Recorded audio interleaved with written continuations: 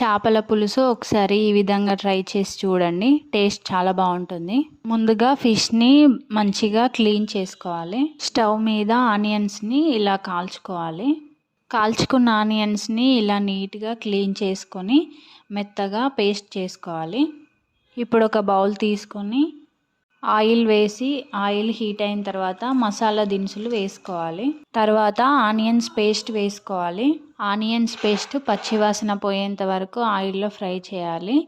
పచ్చిమిర్చి, పుదీనా, అల్లం వెల్లుల్లి పేస్ట్, పసుపు అన్నీ వేసుకొని మంచిగా కలుపుకోవాలి. ఒక టమాటో కూడా యాడ్ చేయాలి, టేస్ట్ బాగుంటుంది. ఇప్పుడు ఇందులో చింతపండు పులుసు యాడ్ చేసి దానికి సరిపడా వాటర్ పోసుకోవాలి. ఇప్పుడు ఈ పులుసులో కారం, ఉప్పు, పచ్చి ధనియాల పొడి, జీలకర్ర మెంతుల పొడి వేసి పులుసు చిక్కబడనివ్వాలి. ఇప్పుడు చేప ముక్కల్ని యాడ్ చేసి ఒక 15 minutes ఉంచితే చేపల పులుసు రెడీ.